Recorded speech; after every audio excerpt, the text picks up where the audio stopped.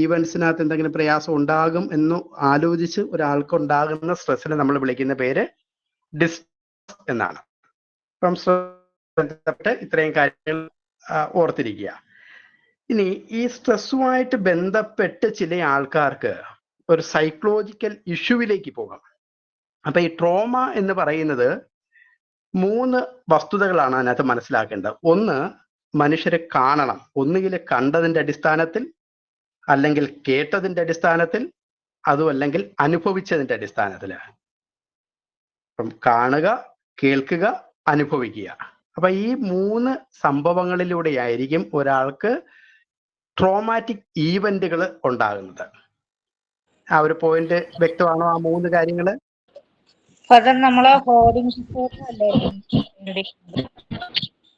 അത് ഞാൻ അവസാനം ഇന്നലെ പറഞ്ഞതിന്റെ ബാലൻസ് അത് ഞാൻ അവസാനം പറയാം.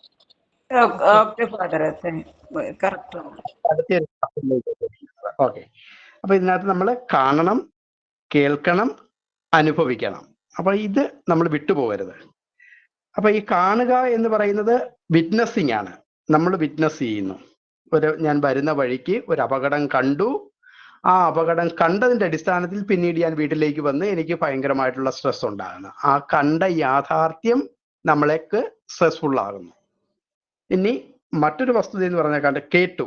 ആരെങ്കിലും ഈ ഒരു അപകടം കണ്ടതോ അല്ലെങ്കിൽ ഇതോ അതുമായിട്ട് ബന്ധപ്പെട്ടുള്ള കാര്യങ്ങൾ ഒരു ഫസ്റ്റ് ഹാൻഡ് ഇൻഫർമേഷൻ ആയിട്ട് ഒരാൾ അവതരിപ്പിച്ചു, പറഞ്ഞു.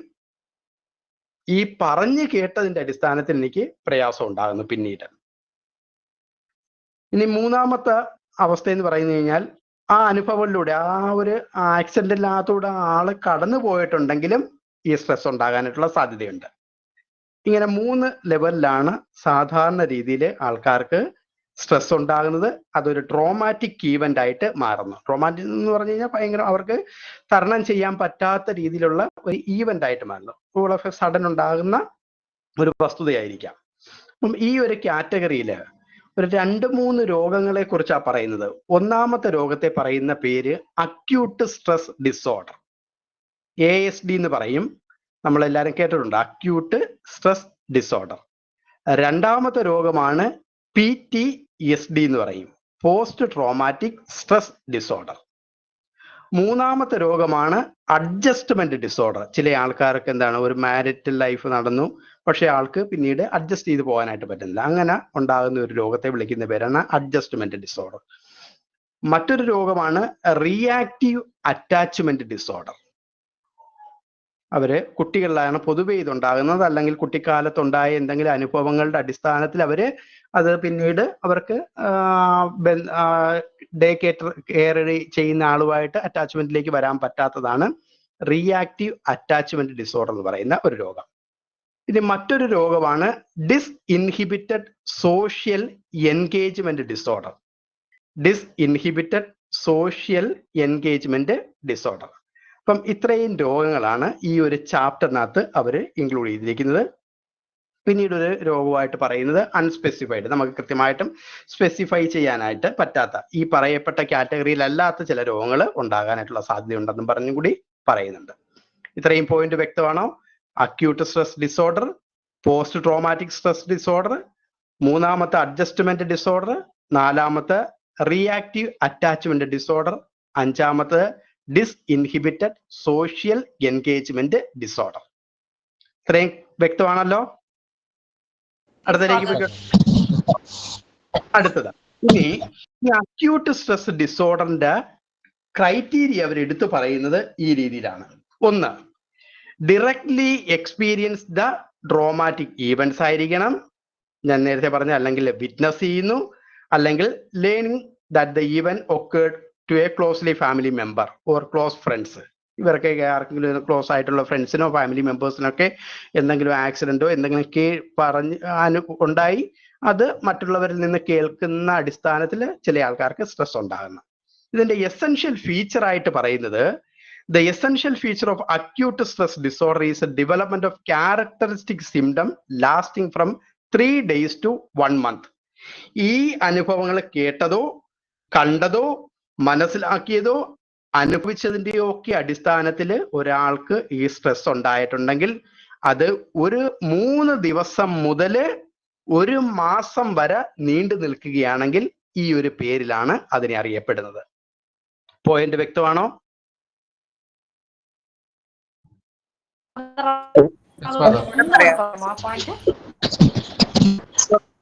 മൂന്ന് കാര്യങ്ങൾ നമ്മൾ പറഞ്ഞു: കാണണം, കേൾക്കണം, അനുഭവിക്കണം എന്ന് പറഞ്ഞല്ലേ. ഈ 3 സംഭവങ്ങളിലൂടെയും ഒരാൾക്ക് സ്ട്രെസ് ഉണ്ടായിട്ടുണ്ടെങ്കിൽ ആ സ്ട്രെസ് മാക്സിമം നീണ്ടു നിൽക്കാനായിട്ടുള്ള സമയം എന്ന് പറയുന്നത് 3 ദിവസം വരെ. അതിന്റെ അർത്ഥം ഇത്രയേ ഉള്ളൂ. ഞാനിപ്പോ എന്റെ അനുജൻ മരിച്ചു, പെട്ടെന്ന് ആരോ എൻ്റെ അടുത്തേക്ക് വന്ന് പറഞ്ഞു, ഞാൻ ഭയങ്കരമായിട്ട് ഷോക്ക്ഡായി, ഒരു സ്ട്രെസ് എനിക്കുണ്ടായി. എൻ്റെ മെന്റൽ ഫ്രെയിം, സാധാരണ മനുഷ്യരുടെ എല്ലാവരുടെയും മെന്റൽ ഫ്രെയിം അനുസരിച്ച് ഒരു 3 ദിവസം കഴിയുമ്പോൾ അത് മാറേണ്ടതാണ്. 3 ദിവസം വരെയാണെങ്കിൽ അത് നോർമലാണ്. 3 ദിവസവും കഴിഞ്ഞു 1 മാസം വരെ നീണ്ടു നിൽക്കുകയാണെങ്കിൽ അതിനെ നമ്മൾ വിളിക്കുന്ന പേരാണ് അക്യൂട്ട് സ്ട്രെസ്. ഒന്നാമത്തെ പോയിന്റ് പിടികിട്ടിയോ?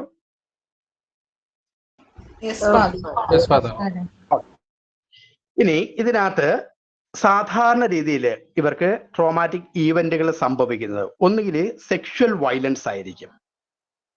പെട്ടെന്ന് ഒരാൾക്ക് ഒരു സെക്ഷൽ വയലൻസ് ഉണ്ടായി, അല്ലെങ്കിൽ ഏതെങ്കിലും പെട്ടെന്ന് ഒരു അടി കിട്ടി, ശരീരത്തിൽ ഫിസിക്കൽ അറ്റാക്ക് ഉണ്ടായി, അതുമല്ലെങ്കിൽ ആരെങ്കിലും തട്ടിക്കൊണ്ടുപോയി, അപ്പം അല്ലെങ്കിൽ ടെററിസ്റ്റ് അറ്റാക്ക് സംഭവിച്ചു. ഞാൻ കഴിഞ്ഞ ആഴ്ച ഒരു സിസ്റ്ററിന്റെ കാര്യം പറഞ്ഞാണ്, ബോംബിടുന്ന സമയത്ത് ആൾക്കാരുണ്ടാകുന്ന ടെററിന്റെ അറ്റാക്ക് സംഭവിച്ചു, അല്ലെങ്കിൽ നാച്ചുറലോ ഹ്യൂമൻ മെയ്ഡ് ഡിസാസ്റ്റർ സംഭവിക്കുന്നു.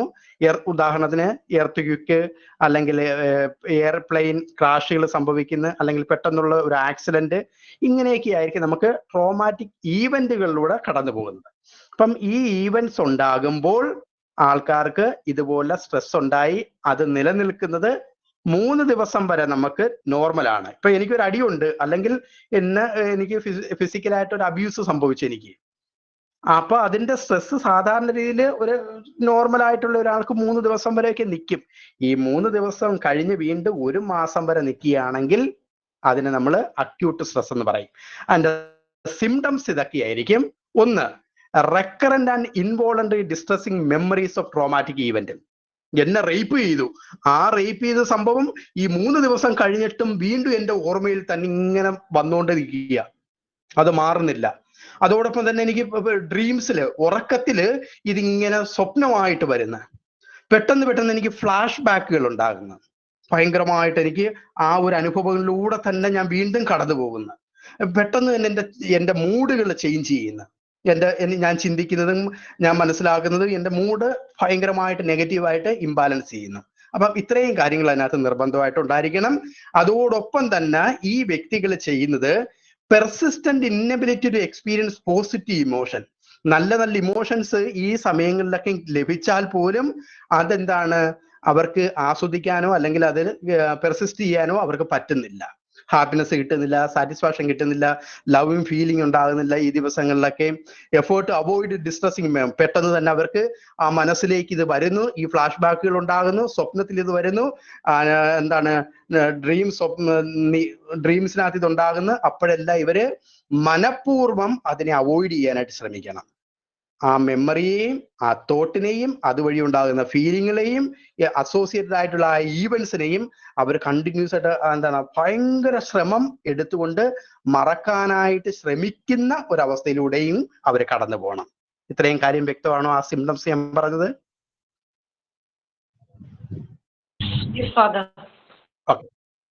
അതോടൊപ്പം തന്നെ മറ്റൊരു സിംറ്റമായിട്ട് പറയുന്നത് effort avoid external reminders.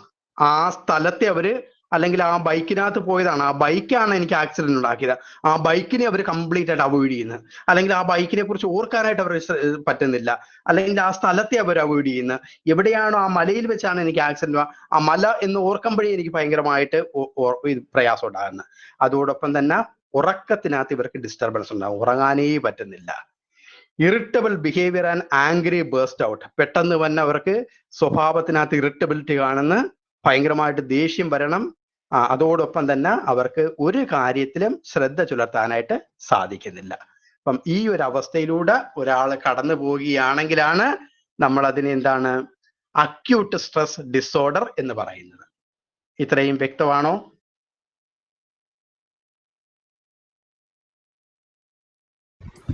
Yes father. ഇനി ഇവിടെ ഡൗട്ട് ചോദിച്ചോട്ടെ അച്ഛാ, ചോദിച്ചു. സമയം എടുക്കും. ഇത് നമുക്ക് ജനറലൈസ് ചെയ്യാൻ പറ്റുമോ? എന്ന് വെച്ചാൽ ഈ 3 ദിവസം ഉണ്ടാവാൻ പാടുള്ളൂ, 1 ഇപ്പുറമേ ഉണ്ടാവാൻ പാടുള്ളൂ, അങ്ങനെ ജനറലൈസ് ചെയ്യാൻ പറ്റത്തില്ലല്ലേ? ഇത് പേഴ്സൺ ടു പേഴ്സൺ വേരി ചെയ്യത്തില്ലേ? അല്ല, ഇത് സ്റ്റഡീസ് നടത്തിയതാണല്ലോ, ജനറലൈസ്ഡ് ആണ്.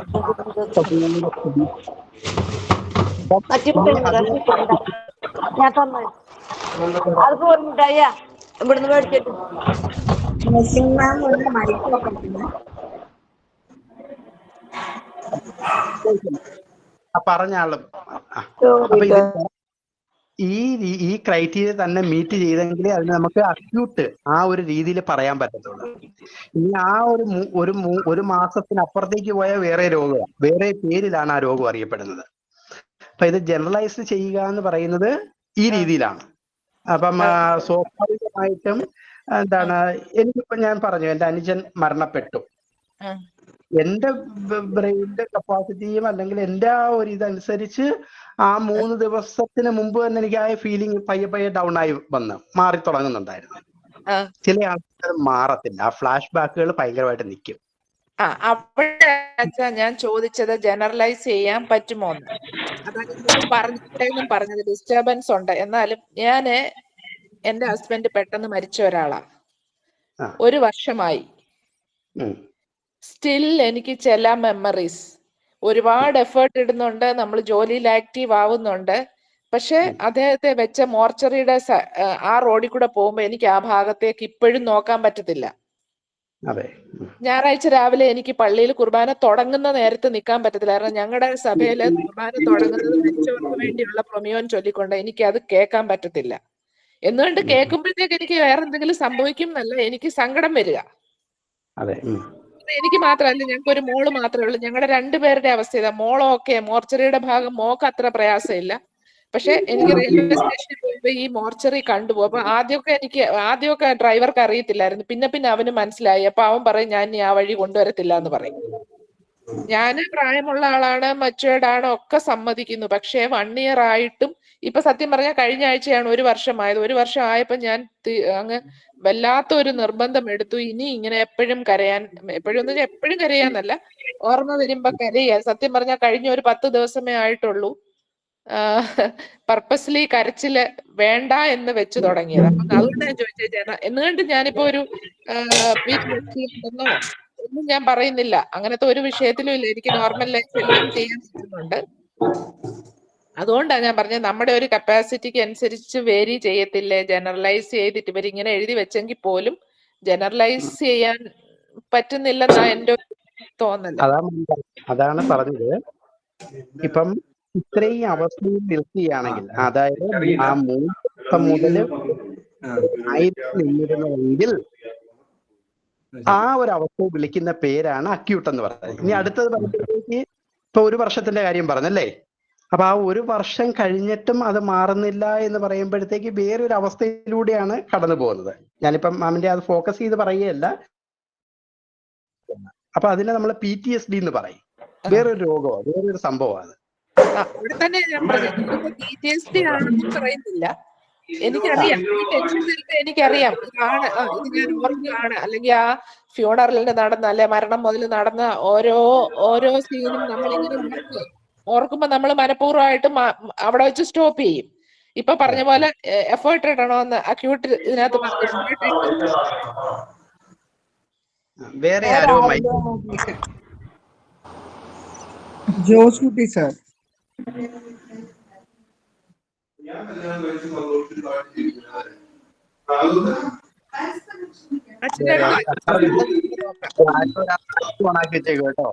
ജോസ് കുട്ടി. ജോസ് കുട്ടി സാർ. ഓക്കെ, പറഞ്ഞോ മാം. എടുത്തോന്ന് ഞാൻ പറയാം, അത് വരുമ്പോ ഇപ്പം PTSD ആണെന്ന് നമ്മൾ പറയുന്നില്ല, അങ്ങനത്തെ ബുദ്ധിമുട്ടുകളൊന്നുമില്ല. പക്ഷെ സ്റ്റിൽ ആ മെമ്മറി സീൻ ബൈ സീൻ ആയിട്ട് ഇങ്ങനെ വരുന്നു. പക്ഷെ അപ്പോഴും ഫുൾ ടൈം എൻഗേജ്ഡ് ആയിരിക്കുന്ന നേരത്ത് നമുക്ക് അതിൽ നിന്ന് മാറി നിൽക്കാൻ പറ്റുന്നുണ്ട്. ഒരു ഡേ ഫുൾ നമ്മൾ ബിസി ആണെങ്കിൽ നമ്മൾ അതിൽ നിന്ന് മാറുന്നുണ്ട്, അങ്ങനത്തെ സ്ട്രെസ് ഒന്നും വരുന്നില്ല. പക്ഷെ ഇച്ചിരി നേരം കിട്ടുമ്പോഴത്തേക്ക് നമ്മൾ വീണ്ടും അതിലേക്ക് തന്നെ പോവുക. അപ്പം നമ്മളിത് ക്ലിനിക്കൽ ക്രൈറ്റീരിയകളാണ് പറയുന്നത്. സോ ഇറ്റ് നീഡ്സ് എന്താണ് നമുക്ക് ട്രീറ്റ്മെന്റ് ആവശ്യം. ട്രീറ്റ്മെന്റ് എന്ന് മറ്റുള്ള രീതിയിലുള്ള അല്ല ഞാൻ ഉദ്ദേശിക്കുന്നത്. നമുക്ക് ഏതെങ്കിലും രീതി, ഇപ്പം മാം പറഞ്ഞ എന്താണ്, ഞാൻ എൻഗേജ്ഡ് ആകുമ്പോൾ എനിക്കത് മാറുന്നുണ്ടെന്ന് പറഞ്ഞു. അപ്പൊ ആ എൻഗേജ്മെന്റ്, ഭയങ്കരമായിട്ടുള്ള എൻഗേജ്ഡ് ആകുക എന്ന് പറയുന്നത് ഒരു സോഷ്യൽ സ്കിൽ ട്രെയിനിങ് ആണ്. അപ്പൊ അങ്ങനെയുള്ള കാര്യങ്ങളിലൂടെ നമുക്കത് അതിനെ തരണം ചെയ്യാനായിട്ട് സാധിക്കും എന്നുള്ളതാണ്. ചില ആൾക്കാർക്ക് അത് തരണം ചെയ്യാനായിട്ട് പറ്റത്തില്ല. ആ പറ്റാത്ത അവസ്ഥയെ ഫാർമക്കോതെറാപ്പിയിലോട്ട് പോകേണ്ടി വരുന്നത്. ഓക്കെ അച്ഛാ, താങ്ക് യു. അപ്പം ഇത് ഇത്രയുമാണ് എന്താണ് ഇതിന്റെ സിംറ്റം ആയിട്ട് പറയുന്നത്. പ്രത്യേകിച്ച് അതിന് നമ്മൾ ക്ലിനിക്കൽ, ഒരാൾ നമ്മുടെ അടുത്ത് കേസ് നരേറ്റ് ചെയ്യുമ്പോൾ ക്ലിനിക്കൽ ഡയഗ്നോസ് വെച്ച് നമുക്ക് പറയണമെങ്കിൽ ഈ പറയപ്പെട്ട 3 ദിവസവും 1 മാസത്തിനിടയ്ക്ക് മാത്രമാണെങ്കിൽ മാത്രമാണ്. ഇപ്പം മാം പറഞ്ഞ ഈ അവസ്ഥ എന്ന് പറയുമ്പം ലോങ് ഡ്യൂറേഷനിലേക്ക് പോയി കണ്ടോ. അപ്പം അതിന്റെ ക്രൈറ്റീരിയ, അതിന്റെ ടേം പോലും മാറുകയാണ്. അതാണ് അതിന്റെ focus. Symptoms typically begin immediately after trauma but persistent for at least 3 days. അപ്പം ഇത് 3 ദിവസമെങ്കിലും അതിനപ്പുറത്തേക്ക് നിന്നെങ്കിൽ മാത്രമേ അത് നമുക്ക് ആ രീതിയിൽ ഇൻക്ലൂഡ് ചെയ്യാനായിട്ട് സാധിക്കത്തുള്ളൂ.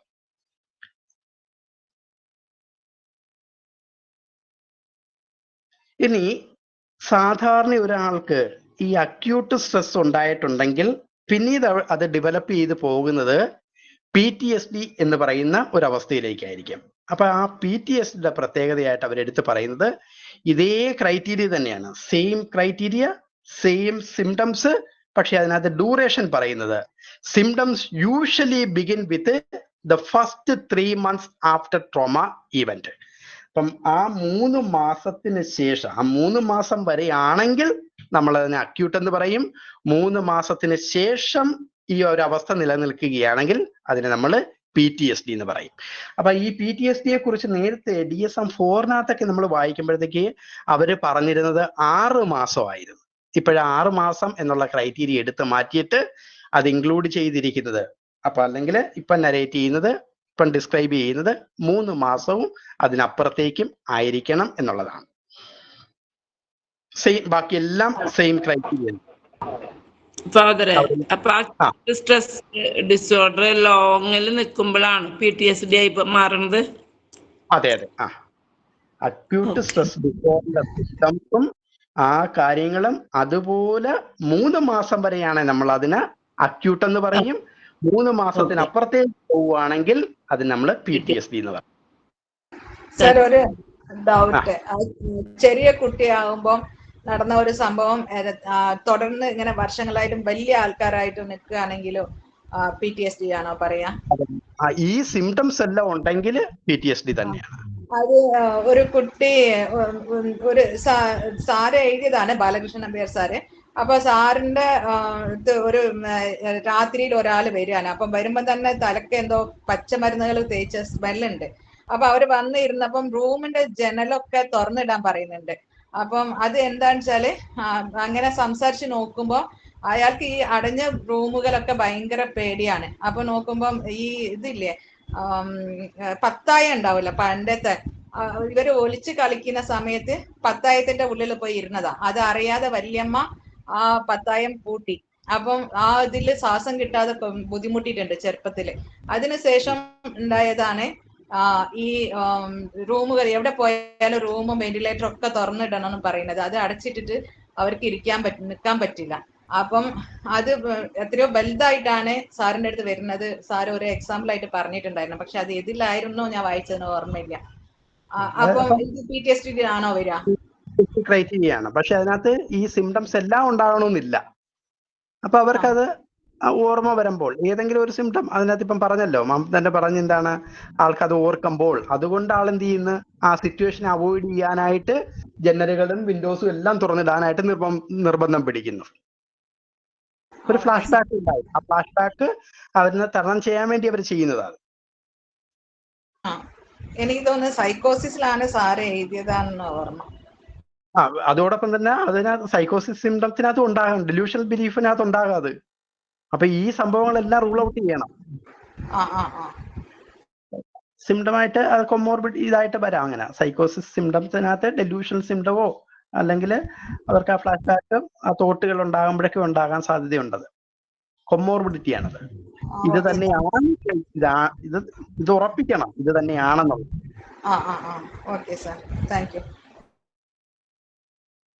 ഇനി മറ്റൊരു രോഗമാണ് അഡ്ജസ്റ്റ്മെന്റ് ഡിസോർഡർ. ഫാദർ, PTSDക്ക് ട്രീറ്റ്മെന്റ് ഉണ്ടോ ഫാദർ? PTSDക്ക് ട്രീറ്റ്മെന്റ് ഉണ്ട്. നമുക്ക് സൈക്കോതെറാപ്പി ട്രീറ്റ്മെന്റ് ഏറ്റവും ബെസ്റ്റ് ട്രീറ്റ്മെന്റ് ആയിട്ട് പറയുന്നത് VKD എന്ന് പറയുന്ന ഒരു തെറാപ്പിയാണ്. VKD ഒരു NLP ടെക്നിക്കാണത്. VKD വിഷ്വൽ കൈനസ്തറ്റിക് ഡിസോസിയേഷൻ എന്ന് പറഞ്ഞൊരു തെറാപ്പിയാണ് ഇന്റഗ്രേറ്റ് ചെയ്യുന്നത്. ദ ബെസ്റ്റ് തെറാപ്പിയാണ്. അപ്പൊ ആ ഒരു സിറ്റുവേഷനിലേക്ക് അവരെ കൊണ്ടുപോകും. ആ സിറ്റുവേഷൻ അതുപോലെ അവരൊരു സിനിമ തിയേറ്ററിൽ ഇരുന്ന് കാണുന്നത് പോലെ കാണിച്ചിട്ട് പിന്നീട് നമ്മൾ അതിന്റെ സ്റ്റേറ്റിലൂടെ എല്ലാം കൊണ്ടുപോയി അതിനെ നമ്മൾ ഡെസിമൽ സോൺ എന്ന് പറയും. അപ്പൊ ആ ഡെസിമൽ സോൺസ് കണ്ടെത്തിയിട്ട് അവർക്ക് അഡ്ജസ്റ്റ് ചെയ്യാൻ പറ്റും. അത് കണ്ണിന്റെ ഇതുണ്ട്, ശബ്ദത്തിന്റെ ഉണ്ട്, പിന്നെ അവരുടെ സ്മെല്ലിന്റെ ഉണ്ടാകാം. ഇതെല്ലാം നമ്മൾ അസസ് ചെയ്തിട്ടായിരിക്കും ആ ഒരു സ്റ്റേറ്റിലേക്ക് കൊണ്ടുപോയിട്ട് പിന്നെ ഒരു തിയേറ്ററിൽ ഇരുന്ന് ഇതെല്ലാം ഇങ്ങനെ കാണുന്ന രീതിയിൽ അവരെ ഇമാജിൻ ചെയ്ത് കാണിച്ച് അങ്ങനെ ഓരോന്ന് പിന്നെ അതിനകത്തുനിന്ന് ബൈൻഡപ്പ് ചെയ്ത് അവരെ ഒരു CD റൈറ്റപ്പ് ചെയ്യിക്കുകയോ അതല്ലെങ്കിൽ അവരെ അതിനെ ബ്ലേഡ് ചെയ്യുന്ന രീതിയിൽ അവരെ ചുരുട്ടിക്കൂട്ടി കളയുന്ന രീതിയിലോ അങ്ങനെ എന്തെങ്കിലുമൊക്കെ ചെയ്യിച്ചിട്ട് നമുക്കത് ചെയ്യാനായിട്ട് സാധിക്കും. VKD എന്നാണ് പറയുന്നത്. VKD visual kinesthetic dissociation. Thank you sir. Thank you father. അടുത്ത ഒരു രോഗമാണ് adjustment disorder. Adjustment, the presence of emotional or behavior symptom in response to an identified stress is essential. മറ്റേതിനകത്തും ഐഡന്റിഫൈ ചെയ്യാൻ പറ്റുന്ന സ്ട്രെസ് ഉണ്ട്. പക്ഷെ ഇവിടെ എടുത്തു പറയുകയാണ് ഒരു സ്ട്രെസ് ഉണ്ട്. വെറുതെ ഇമാജിൻ ചെയ്യുന്നത് കൊണ്ടൊന്നുമല്ല, നമുക്ക് ഐഡന്റിഫൈ ചെയ്യണം. The stress may be A single event, termination of romantic relationship. പെട്ടെന്ന് ഒരു റൊമാൻറ്റിക് ലവ് ഉണ്ടായിരുന്നു, പക്ഷെ അത് ടെർമിനേറ്റഡ് ആയിപ്പോയി. അല്ലെങ്കിൽ എനിക്ക് ഒരു ബിസിനസ് ഉണ്ടായിരുന്നു, അത് ഭയങ്കരമായിട്ട് പൊളിഞ്ഞു പോയി. അപ്പൊ ഇങ്ങനെ ഉണ്ടാകുന്ന സംഭവങ്ങളിൽ ആൾക്ക് പിന്നീട് ആ ഒരു സിറ്റുവേഷനുമായിട്ട് അഡ്ജസ്റ്റ് ചെയ്ത് പോകാനായിട്ട് പറ്റുന്നില്ല. അങ്ങനെ വരികയാണെങ്കിൽ ആ രോഗത്തെയാണ് നമ്മൾ അഡ്ജസ്റ്റ്മെന്റ് ഡിസോർഡർ എന്ന് പറയുന്നത്. Disturbance in adjustment disorder begins within 3 months of onset of stress. ആ ബിസിനസ് പൊളിയുകയോ അല്ലെങ്കിൽ ആ റൊമാൻറ്റിക് റിലേഷൻഷിപ്പ് നഷ്ടപ്പെട്ടു പോവുകയോ ഒക്കെ ചെയ്ത് 3 മാസത്തിനിടയ്ക്കായിരിക്കണം. വിതിൻ 3 months ആണ് ഇടയ്ക്ക് ആൾക്ക് ഈ സ്ട്രെസ്സിന്റെ അടിസ്ഥാനത്തിൽ ഭയങ്കരമായിട്ടുള്ള അഡ്ജസ്റ്റ്മെന്റ് പ്രോബ്ലം ഉണ്ടാകുന്നത്. അത് 6 മാസക്കാലത്തിനിടയ്ക്ക് സംഭവിക്കുകയും ചെയ്യണം. 3 മുതൽ 6 നിൽക്കുകയും വേണം. After the stress longer than 6 months. പിന്നീട് അത് 6 മാസത്തിനപ്പുറത്തേക്ക് അത് നീണ്ടു പോകണം. എങ്കിലേ നമുക്ക് അഡ്ജസ്റ്റ്മെന്റ് ഡിസോർഡർ എന്ന് പറയാൻ പറ്റത്തുള്ളൂ. അതിന്റെ അർത്ഥം ഇത്രയേ ഉള്ളൂ, ഒരാൾക്ക് ഇതുപോലുള്ള റിലേഷൻഷിപ്പ് ഉണ്ടായി, ആ 3 മാസത്തിനിടയ്ക്ക് അവർക്ക് പിന്നെ ഒട്ടും തരണം ചെയ്യാൻ പറ്റുന്നില്ല. അവർക്ക് ഒരു വിധത്തിലും അവർ ജീവിക്കുന്ന ജീവിത സാഹചര്യങ്ങളിലോ അഡ്ജസ്റ്റ് ചെയ്ത് പോകാനായിട്ട് പറ്റുന്നില്ല. ഭയങ്കരമായിട്ടുള്ള പ്രയാസങ്ങൾ ഉണ്ടാകുന്ന, മരിക്കണമെന്ന് തോന്നുന്നു, ഒട്ടും പറ്റാതെ വരുന്ന അവസ്ഥ. അത് പിന്നീട് ഒരു 6 മാസക്കാലമെങ്കിലും നിർബന്ധമായിട്ട് നിൽക്കണം. എങ്കിൽ മാത്രമേ നമുക്കതിന് അഡ്ജസ്റ്റ്മെന്റ് ഡിസോർഡറിനായിട്ട് പറയാനായിട്ട് സാധിക്കത്തുള്ളൂ. അതിന്റെ ക്രൈറ്റീരിയ ആയിട്ട് അവർ പറയുന്നത്, ഒന്നാമത്തത്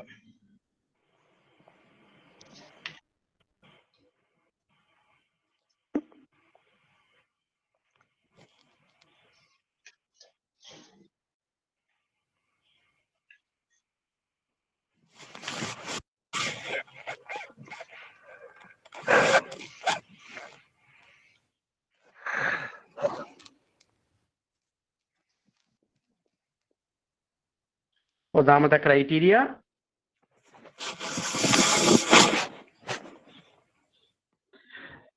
നമുക്ക് പ്രൊപ്പോർഷന് വിപരീതമായിട്ടുള്ള ഡിസ്ട്രെസ് ഭയങ്കരമായിട്ടുണ്ടാകണം. ഒരാൾക്ക് ഒരു ഡിസ്ട്രെസ് ഉണ്ടാകുന്നത് ഒരു പ്രൊപ്പോർഷനിലായിരിക്കും, പക്ഷെ ഇവർക്ക് ആ പ്രൊപ്പോർഷൻ കഴിഞ്ഞും ഭയങ്കരമായിട്ടുള്ള ഡിസ്ട്രെസ്. അപ്പം അതിന്റെ അർത്ഥം എന്ന് പറഞ്ഞു കഴിഞ്ഞാൽ ആ അഫെയർ പൊളിഞ്ഞുപോയി, പിന്നീട് ആൾക്ക് ഒട്ടും തന്നെ അഡ്ജസ്റ്റ് ചെയ്യാനായിട്ട് പറ്റുന്നില്ല. സാധാരണ ആൾക്കാർക്ക് ഒരു പ്രൊപ്പോർഷൻ ലെവലുണ്ട്, ആ ലെവലും കഴിഞ്ഞിട്ട് അവർക്ക് ഒന്നുമേ കഴിക്കാൻ പറ്റുന്നില്ല, ഇരിക്കാൻ പറ്റുന്നില്ല, നിൽക്കാൻ പറ്റുന്നില്ല, വീട്ടിലായിരിക്കാൻ പറ്റുന്നില്ല, ആ സാഹചര്യമായിട്ട് ഒട്ടും ഒരുമിച്ച് പോകാനായിട്ട് പറ്റാത്ത രീതിയിൽ അവർക്കത് ഉണ്ടാകണം. അതോടൊപ്പം തന്നെ അവർക്ക് ഭയങ്കരമായിട്ടുള്ള ദുഃഖഭാവം, സങ്കടം ഉണ്ടാകുന്ന ഒരവസ്ഥ നിർബന്ധമായിട്ടും ഉണ്ടാകണം. ഈ സങ്കടവും കാര്യങ്ങളും ഉണ്ടാകുന്നത് കൊണ്ട് അവർക്ക് എന്താണ്, ജോലി ചെയ്യാൻ പറ്റുന്നില്ല, ഒക്കുപ്പേഷൻ നഷ്ടപ്പെട്ടു പോകുന്ന, അവർ ചെയ്തുകൊണ്ടിരുന്ന ഫങ്ഷൻസ് ഒന്നും ചെയ്യാനായിട്ട് പറ്റാത്ത അവസ്ഥകളിലൂടെയൊക്കെ കടന്നു പോയെങ്കിൽ മാത്രമേ അവർക്ക് ഇതുണ്ടാകത്തുള്ളൂ. ആരെങ്കിലും എന്തെങ്കിലും മെസ്സേജ് അയക്കുന്നുണ്ടോ? പ്ലേ ബാക്ക് എന്നും പറഞ്ഞൊക്കെ എന്ത് കണ്ട്? സന്ധ്യ റെസ്യൂംഡ്. ഓക്കെ, അപ്പം ഇത്രയും ക്ലിയർ ആണോ അഡ്ജസ്റ്റ്മെന്റ് ഡിസോർഡർ?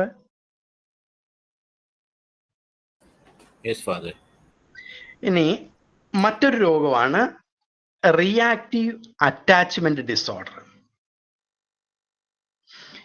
ചില കുട്ടികളിൽ ഉണ്ടാകുന്ന, നമ്മൾ നന്നായിട്ട് ശ്രദ്ധിക്കണം, ചില കുട്ടികളിൽ ഉണ്ടാകുന്ന ഒരു വലിയൊരു പ്രശ്നമാണിത്. അപ്പൊ ഇവരുടെ പ്രത്യേകതയായിട്ട് പറയുന്നത്, കുഞ്ഞുനാളിലായിരിക്കും അത് തുടങ്ങുന്നത്, അല്ലെങ്കിൽ early childhood is character by pattern of disturbed and developmentally inappropriate attachment behaviour. ആരുമായിട്ടും ഒരു ബന്ധമില്ലാത്ത രീതിയിലുള്ള അവസ്ഥകൾ, ആർക്കുമായിട്ടും ഒരു ബന്ധമില്ലാത്ത അവസ്ഥയിലൂടെ കുട്ടി കടന്നു പോവുകയാണെങ്കിൽ അതിനെ വിളിക്കുന്ന പേരാണ് റിയാക്റ്റീവ് അറ്റാച്ച്മെന്റ് ഡിസോർഡർ. ഇതിന്റെ പ്രത്യേകതയായിട്ട് എടുത്തു പറയുന്നത്, എപ്പോഴെങ്കിലും ഈ കുട്ടിക്ക് ഏതെങ്കിലും രീതിയിലുള്ള ട്രോമാറ്റിക് ഈവന്റ് സംഭവിച്ചിട്ടുണ്ടെങ്കിൽ, കുടുംബത്തിൽ നിന്ന് അല്ലെങ്കിൽ ആ കെയർ ടേക്കറിൽ നിന്ന് ഏതെങ്കിലും അബ്യൂസുകളോ അല്ലെങ്കിൽ അടി കൊണ്ട് ഫിസിക്കലായിട്ട് അവരെ അടിച്ച്, സെക്ഷലായിട്ട് അബ്യൂസ് ചെയ്ത്, ഓറലായിട്ട് അവരെ ഭയങ്കരമായിട്ട് ഉപദ്രവിച്ച്, ഇങ്ങനെയൊക്കെ ഉണ്ടായിട്ടുണ്ടെങ്കിൽ ആ കുട്ടികൾ സ്വാഭാവികമായിട്ടും ആ അറ്റാച്ച്മെന്റ്, ആ ഒരു ഫിഗറിൽ നിന്ന് അല്ലെങ്കിൽ ആ ഒരു കെയർ ടേക്കറിൽ നിന്ന് പിൻവലിച്ചിട്ട് പിന്നീട് ഒരിക്കലും അവർക്ക് ആരുമായിട്ട് ഒരു ബന്ധം ഉണ്ടാക്കാനായിട്ട് പറ്റുന്നില്ല. Affected children have difficulty forming emotional attachment to others. മറ്റുള്ളവരോട് ഒരിക്കലും പിന്നീട് ഒരു ബന്ധവോ ഒരു സ്നേഹമോ അടുപ്പോ ഒന്നും കാണിക്കാനായിട്ട് പറ്റാത്ത രീതിയിലേക്ക് ഈ കുട്ടി മുന്നോട്ട് പോകുന്നതിനെയാണ് നമ്മൾ റിയാക്റ്റീവ് അറ്റാച്ച്മെന്റ് ഡിസോർഡർ എന്ന് പറയുന്നത്. ആ പോയിന്റ് ക്ലിയർ ആണോ? Yes, Father. Difficulty forming emotional attachment to others show decreased ability to experience positive emotion. ഇനി കുറച്ച് ആ അറ്റാച്ച്മെന്റ് ഫിഗർ അല്ലെങ്കിൽ അവരുടെ ഡേ കെയർ, അവരുടെ മാതാപിതാക്കൾ ഭയങ്കരമായിട്ട് സ്നേഹം കാണിക്കുന്ന, എല്ലാ കാര്യങ്ങളും വാങ്ങിച്ചു കൊടുക്കുന്ന, എന്നിരുന്നാൽ പോലും ആ കുട്ടിക്ക് ഒരു ഇമോഷണൽ അറ്റാച്ച്മെന്റ് ആ പേരൻസുമായിട്ട് ഉണ്ടാകത്തില്ല. പിന്നീട് cannot seek acceptable or emotional closeness. അതെ, ആ വ്യക്തിയുമായിട്ടാണോ ഡിറ്റാച്ച്ഡ് ആകുന്നത്, അതോ മൊത്തം സാഹചര്യങ്ങളോട് ഡിറ്റാച്ച്ഡ് ആകുമോ? മൊത്ത സാഹചര്യങ്ങളോടും. അപ്പം ഒരു ആദ്യം കുട്ടി സ്വാഭാവികമായിട്ട് ആദ്യം ഒരു കെയർ ടേക്കർ ഉണ്ടായിരുന്നു. അത് മാതാപിതാക്കളാകാം, മുത്തശ്ശിയാകാം, ആരെങ്കിലും ആകാം. പക്ഷെ ആ കുട്ടിക്ക് എപ്പോഴെങ്കിലും അടിയോ ഫ്ലാഷ് ബാക്കുകളോ ഇങ്ങനെ ട്രോമാറ്റിക് ആയിട്ടുള്ള ഒരു ഈവന്റോ കിട്ടിയിട്ടുണ്ടെങ്കിൽ പിന്നീട് ഉണ്ടാകുന്ന ജീവിത സാഹചര്യങ്ങൾ ഒന്നും അവർ ആരുമായിട്ടും അടുക്കത്തില്ല. എനിക്ക് അങ്ങനെ ഒരു വ്യക്തിനെ അറിയാം. കോളേജിൽ പഠിക്കുമ്പം ഇത് റാഗിങ്ങിന് വിധേയനായതാ. ഇപ്പൊ ഒരു 42 years ഉണ്ട്, 43 ഉണ്ട്. അന്ന് ഇതിന് ഒരു പ്രൊഫഷണൽ കോഴ്സിന് കൊണ്ട് വിട്ടപ്പം അവിടെ വെച്ച് റാഗിങ് ആയതാ. തിരിച്ചു വന്നിട്ട് ഇതുവരെ വീട്ടിൽ നിന്ന് പുറത്തിറങ്ങിയിട്ടുമില്ല. ഈവൻ ഫാദർ മരിച്ചപ്പം പോലും ആരും ഇല്ലാത്തൊരു സമയത്ത് വന്ന് ജസ്റ്റ് ഒന്ന് നോക്കിയിട്ട് പോയതേ ഉള്ളൂ. ഫുഡ് അവിടെ കൊണ്ട് കൊടുക്കും, ചിലപ്പോൾ കഴിക്കും, കഴിക്കത്തില്ല, ആർക്കും കാണാൻ പറ്റത്തില്ല, അമ്മയ്ക്ക് പോലും. അവർ കൊണ്ടൊരു വാതുക്ക വെക്കും, വിശപ്പുണ്ടെങ്കിൽ കഴിക്കും, അങ്ങനെ ഇരിക്കുന്നു. ഇപ്പൊ അപ്പൻ മരിച്ചു കഴിഞ്ഞിട്ട് അമ്മ ഭയങ്കരമായിട്ട് കഷ്ടപ്പെടുന്നു ആ മോനെയും കൊണ്ട്. ഒന്നും ട്രീറ്റ്മെന്റിനും പോകത്തില്ല, എല്ലാവരുമായിട്ട് ഡിറ്റാച്ച്ഡ് ആണ്. എങ്ങനെയാണ് രൂപം പോലും ആർക്കും അറിയാത്തൊരവസ്ഥയിൽ ഉണ്ട്. എനിക്ക് വളരെ അടുത്തറിയാവുന്ന. ഇതിന് കാരണം ഇതാണ്, കുട്ടിയായിരിക്കുന്ന സമയത്ത് ഏതെങ്കിലും ഒരു ഫിഗറിൽ നിന്ന് ഏതെങ്കിലും രീതിയിലുള്ള ട്രോമ കിട്ടിയിട്ടുണ്ടെങ്കിൽ പിന്നീട് അവർക്ക് ആ അമ്മ അല്ലെങ്കിൽ ആ അച്ഛനും എത്ര സ്നേഹിച്ചാലും എത്ര കമ്പനി കൊടുക്കാനായിട്ട് എത്ര രീതിയിൽ അവനെ കംഫർട്ട് ചെയ്യാനായിട്ട് ശ്രമിച്ചാലും ഒന്നും അവന് അത് അക്സെപ്റ്റ് ചെയ്യാൻ പറ്റത്തില്ല. Cannot seek accept physical emotional closeness. ഫിസിക്കലായിട്ടും ഇമോഷണൽ ആയിട്ടുള്ള ഒരു അറ്റാച്ച്മെന്റ് ഇവർക്ക് ഉണ്ടാകത്തില്ല. അപ്പൊ അതിനെയാണ് റിയാക്റ്റീവ് അറ്റാച്ച്മെന്റ് ഡിസോർഡർ എന്ന് പറയുന്നത്. അപ്പം അതിന്റെ ബിഹേവിയറലി ഇനി സ്വാഭാവികമായിട്ട് എന്താണ് സ്വഭാവത്തിൽ അവർക്ക് അഫക്റ്റഡ് ആണെങ്കിൽ ചിൽഡ്രൻ ആർ അൺപ്രഡിക്റ്റബിൾ. അവരുടെ ബിഹേവിയർ പിന്നീട് എന്തായിരിക്കും? ഇപ്പം സ്വാഭാവികമായിട്ടും ഞാൻ ആദ്യം പറഞ്ഞൊരു പോയിന്റ് എന്ന് പറഞ്ഞു കഴിഞ്ഞാൽ ഇങ്ങനെയുള്ള കുട്ടികൾ എന്താണ് ഇമോഷണൽ ക്ലോസ്നെസ്സും ഫിസിക്കൽ അറ്റാച്ച്മെന്റും ഒന്നും ആരുമായിട്ടും കാണിക്കത്തില്ല. അത് അവരുടെ ഒരു പാറ്റേൺ ആയിട്ട് ഇങ്ങനെ അങ്ങ് പോകും. ഇനി ചില ആൾക്കാരിൽ ഇത് ഭയങ്കരമായിട്ടും ബിഹേവിയറലായിട്ട് അഫക്റ്റ് ചെയ്യും. അങ്ങനെ ആ ബിഹേവിയറലായിട്ട് അഫക്റ്റ് ചെയ്തിട്ടുണ്ടെങ്കിൽ അങ്ങനെയുള്ള കുട്ടികൾ നമുക്ക് ഗണിക്കാനോ നമുക്ക് മനസ്സിലാക്കാനോ പറ്റാത്ത രീതിയിലുള്ള സ്വഭാവങ്ങളായിരിക്കും അവർ കാണിക്കുന്നത്. പെട്ടെന്ന് അടിച്ചു പൊട്ടിക്കും, ദേഷ്യം കാണിക്കും, ഭയങ്കരമായിട്ട് ഇങ്ങനെയുള്ള പ്രയാസങ്ങൾ ഉണ്ടായിരിക്കാം. Unpredictable, difficult to console. അവരെ എത്ര നമ്മൾ കൺസോൾ ചെയ്യാനായിട്ട് ശ്രമിച്ചാലും അവർ കൺസോൾഡ് ആകത്തില്ല. അവർക്ക് ഡിസിപ്ലിൻഡ് ആയിട്ട് ഒരു ലൈഫ് കാണത്തില്ല. ഈ ഒരു രീതിയിൽ അവർ പോകും. അതോടൊപ്പം തന്നെ ഇവരുടെ മൂഡ് ഫ്ലക്ച്വേറ്റ് ചെയ്യും പെട്ടെന്ന്, ഇറാറ്റിക്കലി, ഭയങ്കരമായിട്ടും നമ്മൾ ഗണിക്കുന്നതിനേക്കാളൊക്കെ അപ്പുറമായിട്ട് ഇവരുടെ മൂഡ് ഭയങ്കരമായിട്ട് വേരിയേഷൻ ഉണ്ടാകും. ഇവരുടെ പ്രത്യേകത എന്ന് പറഞ്ഞു കഴിഞ്ഞാൽ നമ്മൾ ആദ്യം പറഞ്ഞ രീതിയിൽ ഒന്നുകിൽ എല്ലാ കാര്യങ്ങളിലും ഇവരെ എതിർക്കും, ഭയങ്കരമായിട്ട് ഫൈറ്റ് ചെയ്യും.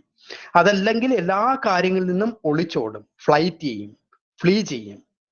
അതല്ലെങ്കിൽ ഇവരെ ഭയങ്കരമായിട്ട് ഫ്രീസ് മോഡിലിരിക്കും, ഇങ്ങനെ നമ്മായിട്ടിരിക്കുന്ന അവസ്ഥ. ആരോടും മിണ്ടത്തില്ല, ആരോടും ഒരു സഹകരണമില്ല, എന്ത് ചോദിച്ചാലും ഒന്നും മിണ്ടത്തില്ല. ഇങ്ങനെ അവർ ഫ്രീസ്ഡ് മൂഡിലേക്ക് പോകും. അപ്പം ഈ സ്ട്രെസ് റിലേറ്റഡ് ഡിസോർഡറിന്റെ 3 സംഭവങ്ങളാണ് ഫൈറ്റ് റെസ്പോൺസും ഫ്ലീ റെസ്പോൺസും ഫ്രീസ്നെസ് എന്ന് പറയുന്നത്. അപ്പം ഇതായിരിക്കും ഈ ഒരു അവസ്ഥയിൽ ഉണ്ടാകുന്ന വലിയൊരു പ്രയാസം, റിയാക്റ്റീവ് അറ്റാച്ച്മെന്റ് ഡിസോർഡർ. ചിൽഡ്രൻ എന്ന് പറഞ്ഞല്ലോ,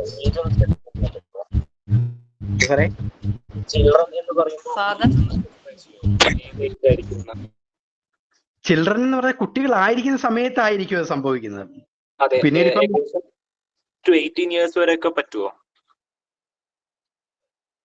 അതൊക്കെ കുട്ടികൾ എന്ന് പറയുന്നത് നമുക്ക് പ്രായത്തിന്റെ 18 years ഒക്കെ ആകുമ്പോഴത്തേക്ക് ഇതിലേക്ക് ആകുന്നില്ല, അവര് അഡൽഹുഡിലേക്ക് മാറില്ലേ? അഡോളസൻസ് ഏജിലേക്ക് വരുന്നത് കുട്ടികളാണ്, എന്നിരുന്നാലും അഡോളസൻസ് ഏജിലേക്ക് പോകുന്നത്. So something like age to 12 വരെയൊക്കെ ഉള്ളതായിരിക്കും നമ്മൾ കുട്ടികൾ എന്ന് പറഞ്ഞുള്ള ഇതില് അർത്ഥമാക്കുന്നത്. ആൻഡ് കെയർ ടേക്കറിൽ നിന്ന് തന്നെ ഈ ഒരു നെഗറ്റീവ് ഇവന്റ് കിട്ടണമെന്നുണ്ടോ, അതോ someone from outside ആയാലും പറ്റും? കെയർ ടേക്കർ എന്ന് പറയുന്നത് ആരും ആകാം, പേരൻസ് ആകാം, എന്താണ് കുട്ടികളെ നോക്കുന്നതാകാം. അപ്പം അങ്ങനെയുള്ള അറ്റാച്ച്മെന്റ് ഫിഗറിൽ നിന്നായിരിക്കണം കൂടുതലും അത് ഉണ്ടാകുന്നത്. ഏത് മാത്രം അല്ലെ? അവരുടെ പുറത്തുനിന്ന് ഒരു പരിചയമില്ലാത്ത ഒരാള് വന്ന് എന്തെങ്കിലും അബ്യൂസ് ആണെന്നുണ്ടെന്നുണ്ടെങ്കിൽ അത് ഈ ഡിസോർഡറിലേക്ക് നയിക്കാൻ സാധ്യത ഉണ്ടോ? അത് ഉറപ്പായിട്ടും. പ്രത്യേകിച്ച് നമ്മൾ കുട്ടികൾ ഏത് രീതിയിൽ ഉണ്ടായാലും അങ്ങനെയാണല്ലോ. ഇപ്പം കുട്ടികൾക്ക് അറ്റാച്ച്മെന്റ് ആയിട്ടുള്ള ഇപ്പം നേരത്തെ മാം പറഞ്ഞ് ഒരു ഒരു കോളേജിൽ പോയപ്പോഴത്തേക്ക് റാഗ് ചെയ്തില്ല. അപ്പം റാഗ് ചെയ്ത ഒരു ഫ്രണ്ട്സ് അല്ലെങ്കിൽ ആ ഒരു കൾച്ചറിലുള്ളവരാണ്. പിന്നീട് ആൾക്ക് ഇങ്ങനെ ആയിപ്പോയി. പിന്നീട് ഇത്ര നമ്മൾ ഇതുള്ളവർ കൊടുക്കാനായിട്ട് ശ്രമിച്ചാലും അവര് ഇമോഷണലി ക്ലൗഡ്നെസ് ആയിരിക്കും, അവര് അടുക്കത്തില്ല. അപ്പൊ ഇങ്ങനെയുള്ളവരെ നമുക്ക് കൗൺസിലിംഗ് ചെയ്യുമ്പോഴും ഒക്കെ ഭയങ്കര പാടായിരിക്കും. കൗൺസിലിങ്ങിനകത്ത് ഇങ്ങനെയുള്ളവരെയാണ് നമ്മൾ ഭയങ്കര റിലക്റ്റൻസി ഭയങ്കര കൂടുതലായിരിക്കും ഇവരൊക്കെ. ഇവര് വരത്തില്ല കൗൺസിലിങ്ങിന് വേണ്ടി. അപ്പൊ അത് വന്നു കഴിഞ്ഞാൽ പോലും ഈ റിലക്റ്റൻസിയും കാര്യങ്ങളും ഒക്കെ ഭയങ്കര പ്രശ്നമായിരിക്കും. അതുകൊണ്ടാണ് നമ്മൾ കൗൺസിലിംഗ് സെക്ഷനിൽ ഏറ്റവും കൂടുതൽ ഇവരെ ലിസൺ ചെയ്യുന്നത് എമ്പതറ്റിക്കലായിരിക്കണം എന്ന് പറയുന്നത്. അത്രമാത്രം എമ്പതറ്റിക് ഫീലിംഗിലേക്ക് പോയെങ്കിൽ മാത്രമേ ഇവർ എന്തെങ്കിലും പറഞ്ഞ് നമുക്കൊന്ന് ചെറുതായിട്ടെങ്കിലും കൊണ്ടുവരാൻ പറ്റത്തുള്ളൂ. എങ്കിലേ പിന്നുള്ള സൈക്കോതെറാപ്പികൾ ഇന്റഗ്രേറ്റ് ചെയ്യാൻ പറ്റത്തുള്ളൂ. സാറ് കൗൺസിലിംഗ് ക്ലാസ്സിൽ എടുത്ത അഡ്വാൻസ് എംപത്തറ്റിക് യൂസ് ചെയ്യേണ്ടി വരുമല്ലോ സാർ? എന്താ മാം? സാർ കൗൺസിലിംഗിൽ എടുത്തിട്ടില്ലേ അഡ്വാൻസ്ഡ് എംപത്തറ്റിക്? അതെ, അതെല്ലാം അഡ്വാൻസ്, അതെ, ആ ഒരു ലെവലിലേക്ക് പോകും. ഇനി അടുത്ത ഒരു രോഗമാണ് disinhibited social engagement disorder. Disinhibited social engagement disorder. അപ്പൊ ഇത് നല്ല ഭയങ്കര രസകരമായിട്ടുള്ള ഒരു രോഗമാണ്. നമ്മുടെ പെൺകുട്ടികളിലാണ് ഇത് കൂടുതലും കണ്ടുവന്നേക്കുന്നത്. അപ്പൊ ഇവരുടെ പ്രത്യേകത, ഇവർക്ക് ഈ വയലിൻ ആദ്യത്തെ പറയപ്പെട്ട അങ്ങനെ ട്രിഗേഴ്സും കാര്യങ്ങളും ഉണ്ടായി. The essential feature designated social engage pattern of behaviour that involves culturally inappropriate. അത് ഒരൊറ്റ മലയാള വാക്കിൽ പറഞ്ഞു കഴിഞ്ഞാൽ എന്താണ്? പരിചയമില്ലാത്തവരിലേക്ക് ഇവരെന്താണ് ഭയങ്കര സ്നേഹം കാണിക്കും. യാതൊരു പരിചയവും ഇല്ല. വീട്ടിൽ വരുന്ന ആ കൊച്ച് ഒരിക്കൽ പോലും ഇങ്ങനൊരു മനുഷ്യനെ കണ്ടിട്ടില്ല, പക്ഷേ അവരുമായിട്ട് ഫെമിലിയർ ബിഹേവിയർ കാണിക്കും, ഭയങ്കരമായിട്ട് ഫെമിലിയാരിറ്റി കാണിക്കും. അപ്പം അതിന് കാരണമായിട്ട് പറയുന്നത് ഈ അറ്റാച്ച്മെന്റ് ഫിഗേഴ്സിൽ നിന്ന് അല്ലെങ്കിൽ കെയർ ടേക്കേഴ്സിൽ നിന്നൊക്കെ ഏതെങ്കിലും രീതിയിൽ ഇവർക്ക് ട്രോമാറ്റിക് ഈവന്റ് ഉണ്ടായിട്ടുണ്ടെങ്കിൽ അവരെ കംപ്ലീറ്റ് ആയിട്ട് അവോയ്ഡ് ചെയ്യുന്ന ഒരു സൈക്കോളജിയിലേക്ക് ഇവർ പോകും. എന്നിട്ട് ഇവരെന്ത് ചെയ്യും? പുറമേ കാണുന്ന ആൾക്കാരുമായിട്ട്, സ്ട്രേഞ്ചേഴ്സുമായിട്ട് ഭയങ്കരമായിട്ട് ബന്ധം സ്ഥാപിക്കും. എനിക്ക് നല്ല പരിചയമുള്ള ഒരു കൊച്ചുണ്ടായിരുന്നു. അപ്പൊ അവിടെ പ്രത്യേകത ഇങ്ങനെ മാറി മാറി ലൈൻ അടിക്കും, ഒരു പരിചയമില്ലാത്തവർ. ഒന്നും കൂടെ ഒന്ന് പറയാവോ? ഇവർക്ക് ഒരിക്കലും പരിചയമില്ലാത്ത ആൾക്കാരിലേക്കായിരിക്കും ഇവര് ഭയങ്കരമായിട്ടും അടുക്കുന്നത്. Pattern of behaviour that involves culturally inappropriate. നമ്മുടെ കൾച്ചറിനൊന്നും അത് എന്താണ് അങ്ങനെ ചിന്തിക്കാനേ പറ്റത്തില്ല. ഒരു പരിചയമുള്ള നമ്മളെന്താണ് ഇപ്പം നമ്മുടെ അങ്കിള്, ചേച്ചി, മക്കള് അല്ലെങ്കിൽ നമ്മുടെ ബന്ധുക്കള്, ഇവരിലേക്കൊക്കെ നമ്മുടെ മക്കളെ വിടുവായിരിക്കും, അടുപ്പിക്കുമായിരിക്കും. അവര് അത്യാവശ്യം ആ ഒരു ബന്ധമേ കീപ്പ് ചെയ്തുള്ളൂ. അത് കൾച്ചറലി അപ്രോപ്രിയേറ്റ് ആണ്. പക്ഷേ പുറമേ നിന്ന് വരുന്ന അല്ലെങ്കിൽ എൻ്റെ വീട്ടിൽ ജോലിക്ക് വരുന്ന ഒരു പരിചയമില്ല, ഒരു കിളയ്ക്കാനായിട്ട് വന്ന ഒരാള്, അല്ലെങ്കിൽ എന്താണ് മുറ്റം അടിക്കാനായിട്ട് വന്ന പുല്ല് എത്താനായിട്ട് വന്ന ഒരാള്, അപ്പൊ ഇവരുമായിട്ട് ഇവരിങ്ങനെ ഭയങ്കരമായിട്ട് എൻഗേജ്ഡ് ആവും, ഭയങ്കര ഫെമിലിയാരിറ്റിയാണ്. ഇനി ഇതിന്റെ ഏറ്റവും വലിയ ഡേഞ്ചർ എന്ന് പറഞ്ഞു കഴിഞ്ഞാല് ഇവര് എന്താണ് അവരെ ശരീരം പോലും പങ്കുവയ്ക്കാനായിട്ട് റെഡിയാവും എന്നുള്ളതാണ് ഈ ഒരു രോഗത്തിന്റെ പ്രത്യേകത. Disinhibited social engagement disorder involves socially aberrant behavior such as wandering away. ഇവര് ചിലപ്പോൾ ഇറങ്ങിപ്പോകാം, കെയർ ഗീവറിന് അവർ ഇത് ചെയ്യത്തില്ല. Willingness to depart the stranger. ഈ സ്ട്രേഞ്ചറുമായിട്ട് ഇറങ്ങിപ്പോകാനായിട്ട് തയ്യാറ് കാണിച്ചേക്കാം. അല്ലെങ്കിൽ അവരുമായിട്ട് ഫിസിക്കൽ റിലേഷൻഷിപ്പിലേക്ക് വരുന്ന അവസ്ഥകൾ കാണിക്കാനായിട്ട് സാധിക്കും.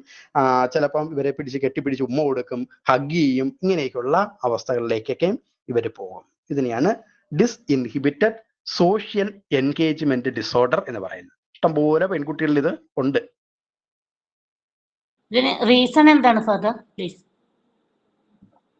റീസൺ ഇതാ, ആദ്യകാലങ്ങളിൽ അവരുമായിട്ട് ബന്ധപ്പെട്ട് നിന്ന ആൾക്കാർ ഏതെങ്കിലും രീതിയിൽ അവരെ അബ്യൂസ് ചെയ്തിട്ടുണ്ടെങ്കിൽ, അല്ലെങ്കിൽ ഏതെങ്കിലും ട്രോമാറ്റിക് ഈവന്റ് ഉണ്ടായിട്ടുണ്ടെങ്കിൽ അവരെ അവോയ്ഡ് ചെയ്യാനായിട്ട്, അവർ മനഃപൂർവ്വം അവോയ്ഡ് ചെയ്യുന്നില്ല, അവരുടെ എന്താണ് ഒരു ഡിഫൻസ് ആയിട്ട് മാറും.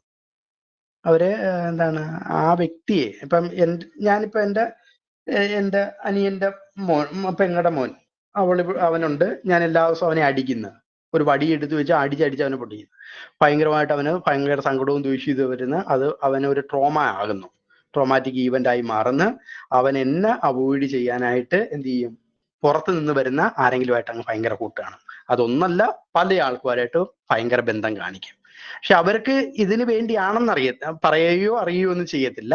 മറിച്ച് ഇവര് ഈ ഒരു അവസ്ഥയിലേക്ക് പോയിട്ട് അവരുമായിട്ട് ഇറങ്ങിപ്പോകാം, അവരുമായിട്ട് റിലേഷൻഷിപ്പിനകത്തോട്ട് വരാം, അല്ലെങ്കിൽ അവരിൽ നിന്ന് ആ സിറ്റുവേഷനിൽ നിന്ന് അവർ ഓടിപ്പോകാനായിട്ട്, വാണ്ടർ ചെയ്യാനായിട്ടുള്ള സാധ്യതകളൊക്കെ ഉണ്ടാക്കുന്ന രീതിയിലേക്കൊക്കെ പോകുന്നതാണ് ഇതിന്റെ പ്രത്യേകത.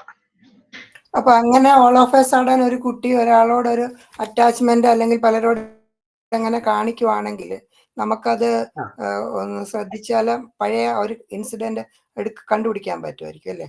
അങ്ങനെ ആയതുകൊണ്ടായിരിക്കും. അങ്ങനെ ചില കുട്ടികൾക്ക് അതോടൊപ്പം തന്നെ നമ്മൾ അന്ന് ഒരു പേഴ്സണാലിറ്റി ഡിസോർഡർ പറഞ്ഞായിരുന്നു. അപ്പൊ അങ്ങനെയുള്ള കുട്ടികൾക്ക് ഈ അവസ്ഥയുണ്ട്. പക്ഷേ ഇതിനകത്ത് ഈ പറയപ്പെട്ട ട്രോമാറ്റിക് ഈവന്റിനകത്തൂടെ പോയതിന് ശേഷം ആണ് ഇങ്ങനെയെങ്കിൽ ഇതാണ്. കണക്ഷൻ കിട്ടിയോ മാം?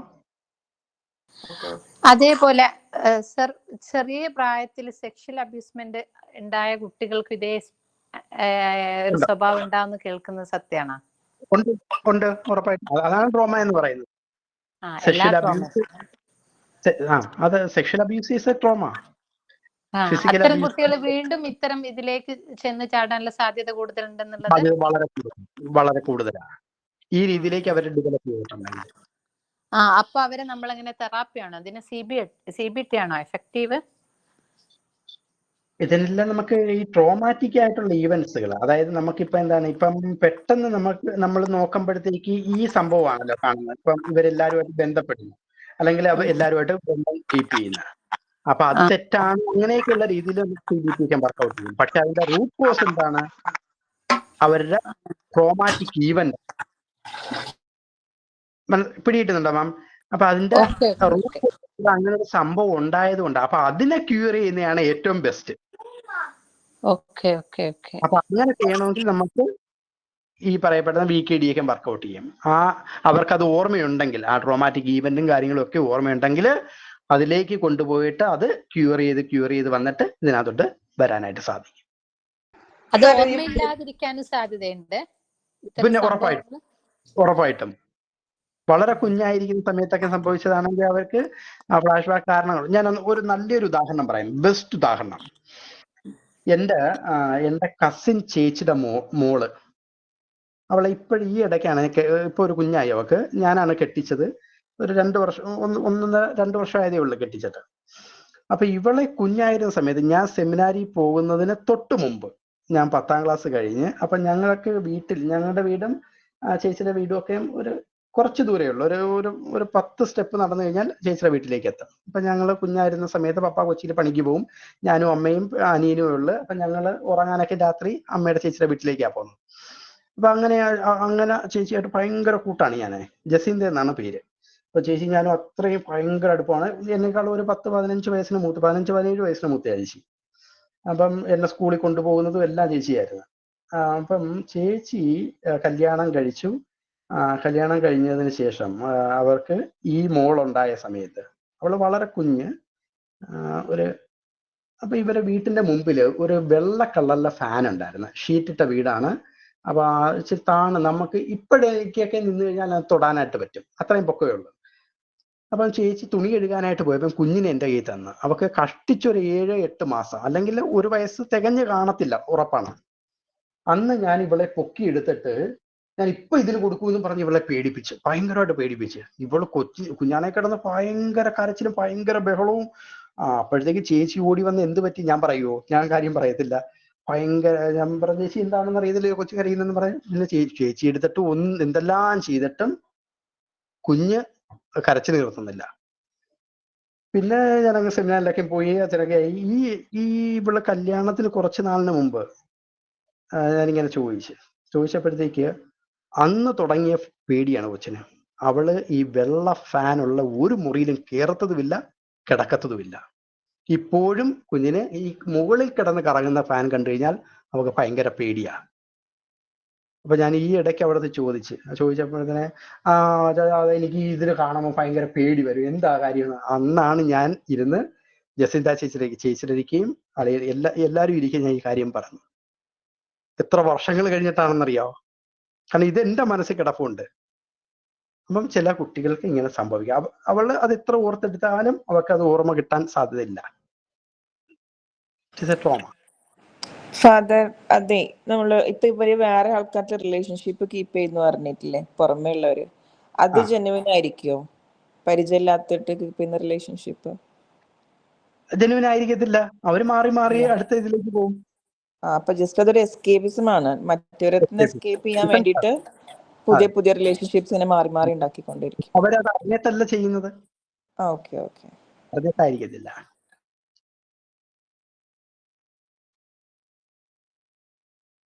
അപ്പം ഇത്രയുമാണ് trauma and stress related disorders എന്ന് പറയുന്ന ആ ചാപ്റ്ററിനകത്തുള്ള രോഗങ്ങൾ.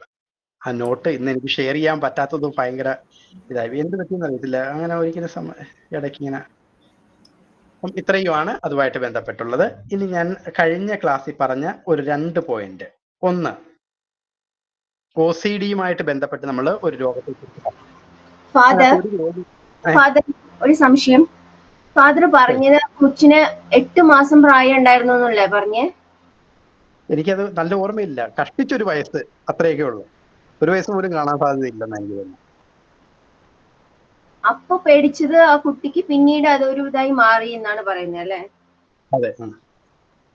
അപ്പം അവള് പിന്നീട് ഈ ഫ്രോയിഡിന്റെ ഡിഫൻസ് മെക്കാനിസത്തിൽ പറയുന്ന ഈ റിപ്രഷൻ ഉണ്ടല്ലോ, അവൾ അൺകോൺഷ്യസ്ലി ഫോർഗെറ്റിംഗ് ഒരു പെയിൻഫുൾ ഇവന്റിനെ അൺകോൺഷ്യസ് ആയിട്ട് മറക്കുന്നത്. അതെ അതെ അത് പിന്നീട് നമുക്ക് ഓർമ്മയുള്ള സമയത്ത് അല്ലെങ്കിൽ നമുക്ക് ഓർമ്മ വരുന്ന സമയത്തല്ലേ അത് സംഭവിക്കുന്നേ? അല്ല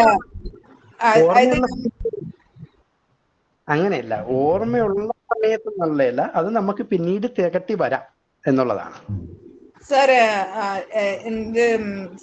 ബാലകൃഷ്ണൻ നമ്പ്യാർ സാർ ക്ലാസ് എടുക്കുമ്പോ നമ്മൾ ഈ 1 വയസ്സ് അങ്ങനത്തെ പ്രായത്തിലുള്ളതൊക്കെ നമ്മളെ മെമ്മറിയിൽ ഉണ്ടാവും. അപ്പം ഒരാൾക്ക് ബ്രെയിൻ ഓപ്പറേഷൻ ചെയ്യുന്ന സമയത്ത് എവിടെ ടച്ച് ചെയ്ത് പോയപ്പം അത് ചെറുപ്പത്തിൽ കേട്ട താരാട്ട് പാട്ട് അയാള് പാടുന്നതും ആ സുഖം അനുഭവിക്കുന്നതും കണ്ടപ്പം പിന്നീടുള്ള ടെസ്റ്റുകളിലൂടെ അത് പ്രൂവ് ചെയ്തതാണെന്ന് പറഞ്ഞിരുന്നല്ലോ. അപ്പം അപ്പൊ ഇത് നോക്കുമ്പോ ഈ 1 വയസ്സ് കുട്ടീന്റെ ഉള്ളിലും ഇപ്പൊ സാറ് പറഞ്ഞ ആ ഒരു ഇൻസിഡന്റ് ഇത് ബ്രെയിനിൽ സേവ്ഡ് ആയിരിക്കുമല്ലോ അല്ലേ? അപ്പൊ അത് കാരണം വരാൻ സാധ്യതയില്ലേ? ഉറപ്പായിട്ടും. അപ്പൊ അത് നമ്മുടെ ബ്രെയിനിന് ഇപ്പം ഒരു മാൽട്രീറ്റഡ് ആയിട്ട് എൻ്റെ ഒരു പിക്ചർ കിടപ്പുണ്ട്. മാൽട്രീറ്റഡ് ആണ് നമ്മൾ ഇന്നർ ചൈൽഡ് ഹീലിംഗിൻ്റെ അത് ഞാൻ ഇന്റഗ്രേറ്റ് ചെയ്ത് പറയുന്ന ഒരു സംഭവം. അത് ഇപ്പം മാൽട്രീറ്റഡ് ആയിട്ടുള്ള ഒരു ബ്രെയിനിന്റെ പ്രത്യേകതയും അതോടൊപ്പം തന്നെ നോർമൽ ആയിട്ടുള്ള ഒരു ബ്രെയിനിന്റെ പ്രത്യേകത എന്തെങ്കിലും ഡിഫറെന്റ് ആണ്. ഭയങ്കര ഗ്യാപ്പ് അതിനകത്ത് കാണിക്കുന്നതേ. അപ്പൊ അങ്ങനെ ചില ആൾക്കാർക്ക് അത് സംഭവിക്കാം. പക്ഷെ നമ്മളിപ്പോ അവർക്കിപ്പോ ഏതാണ്ട് 25, 24, 23, 24 വയസ്സ് കാണുമായിരിക്കും. അവളും അത് ഓർക്കുന്നത് പോലുമില്ല, കൊച്ചിനെ അറിയത്ത പോലുമില്ല. പക്ഷെ എനിക്ക് ഈ സംഭവം ഓർമ്മയുണ്ട്. ഇവൾക്ക് ഇങ്ങനെ ഫാൻ പിടിക്കുന്നതും ഇതുമൊക്കെ, ഫാനകത്ത് ഞാൻ ഇങ്ങനെ പൊക്കിയെടുത്ത് ഇങ്ങനെ കാണിക്കുന്നത്. അന്ന് ഞാൻ 10ാം ക്ലാസ് പഠിക്കുക, 10ാം ക്ലാസ് കഴിഞ്ഞ് നിൽക്കുന്ന സമയമാണ്. ഇത് നോർമലി സാധാരണ ഇരിക്കുന്ന സമയത്ത് ഈ താരാട്ടുപാട്ട് ഒന്നും ഓർമ്മ വരില്ല. ആ ബ്രെയിനിൽ എന്തോ ടച്ച് ചെയ്യുന്ന സമയത്ത്, കൃഷ്ണന്റെ സമയത്താണ് അത് ആ വ്യക്തി അത് അനുഭവിക്കുന്നതും ആ പാട്ട് പാടുന്നതും. അപ്പൊ അതുപോലെ ആയിരിക്കും നമ്മളെ ഉള്ളിലും നമ്മള് ചെറുപ്പത്തിലുള്ള ആ മെമ്മറീസ് ഒക്കെ ഉണ്ടാവുമല്ലോ, അങ്ങനെ ആയിരിക്കില്ല വരുന്നത്. നെഗറ്റീവ് മെമ്മറീസിന് കൂടുതൽ ചാൻസസ് അല്ലേ നമുക്ക് പലതും സ്റ്റോർ ചെയ്യാം. കാരണം പോസിറ്റീവിനായിട്ടും കൂടുതൽ നെഗറ്റീവ് ആണല്ലോ പെട്ടെന്ന് എഫക്ട് ചെയ്യാം. അപ്പൊ നെഗറ്റീവ് മെമ്മറീസ് മറക്കാൻ പാടല്ലേ?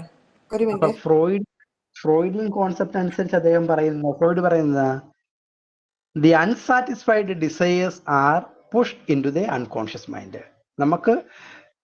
നമുക്ക് സഫലീകരിക്കാനോ നമുക്ക് പറ്റാത്തതോ ഇതെല്ലാ സംഭവങ്ങളും ഇത്രയും. അതുകൊണ്ടാണ് അദ്ദേഹം ആ പിക്ചറിനകത്ത് പോലും നമ്മുടെ അൺകോൺഷ്യസ് മൈൻഡ് എന്ന് പറയുന്നത് ഏറ്റവും കൂടുതലാണ്. കോൺഷ്യസ് എന്ന് പറയുന്നത് ഇപ്പൊ ഞാൻ ഓർമ്മയിലാണ് പക്ഷെ ഈ ഓർമ്മയുടെ ഒരു 100 മടങ്ങ് ഇരട്ടിയാണ് എൻ്റെ അൺകോൺഷ്യസ് മൈൻഡ്. അപ്പം ഈ അൺകോൺഷ്യസിലുള്ള സംഭവങ്ങൾ പുറത്തേക്ക് വരാനായിട്ട് സാധിക്കും. അത് അതുകൊണ്ടാണ് നമ്മൾ dream analysis, slip of tongue എന്നൊക്കെ പറഞ്ഞുകൊണ്ട് അദ്ദേഹം പിന്നീടുള്ള തിയറികളൊക്കെ ഉണ്ടാക്കിയേക്കുന്നത്. ചിലതൊക്കെ നമുക്ക് ക്യൂർ ചെയ്യാൻ പറ്റുന്നതെല്ലാം ഇതിനകത്താണ്. ഹിപ്നോട്ടിസം വർക്കൗട്ട് ചെയ്യുന്ന ഇതിനകത്താണ്. ഇന്നർ ചൈൽഡ് ഹീലിംഗ് വർക്കൗട്ട് ചെയ്യുന്നത് അത്യാവശ്യം ഈ ഒരു കോൺസെപ്റ്റിലാണ്. ഇന്നർ ചൈൽഡിനകത്തൊക്കെ നമ്മൾ ചെയ്യുന്നതെന്ന് പറഞ്ഞാൽ നമ്മൾ ആ കുഞ്ഞനുഭവത്തിലെ അമ്മയുടെ ഉദരത്തിലായിരിക്കുന്ന സമയം മുതൽ ഉള്ള കാര്യങ്ങളിലേക്ക് നമ്മൾ കൊണ്ടുപോകും ആൾക്കാരെ. അപ്പം ആ അമ്മയുടെ ഉദരത്തിൽ കിടക്കുന്ന രീതിയിലേക്ക്, ഏത് പൊസിഷനാണ്, എങ്ങനെയാണ്, അതിലേക്ക് കൊണ്ടുപോയിട്ട് അതിൽ നിന്നാണ് പിന്നെ നമ്മൾ ആ റീപേരന്റിങ് നടത്തുന്നത്. അപ്പൊ അതിന് ക്ലിനിക്കൽ വശങ്ങൾ ഉണ്ട്. ക്ലിനിക്കൽ ഹൈപ്പോത്തിസിസുകൾ വെച്ചിട്ടുള്ള സംഭവമാണ് അതിനകത്ത് ഇന്റഗ്രേറ്റ് ചെയ്യുന്നത്. എനിക്കൊരു സംശയം. ഈ കുട്ടിയോടും അവരുടെ ഫാമിലിയോടും അന്ന് നടന്ന ഇൻസിഡന്റ് ഫാദർ എക്സ്പ്ലെയിൻ ചെയ്തപ്പോ അവർക്ക് അത് പിന്നീട് എന്തെങ്കിലും മാറ്റം ഉണ്ടായിട്ടുണ്ടോ? അതിന്റെ റിയാലിറ്റി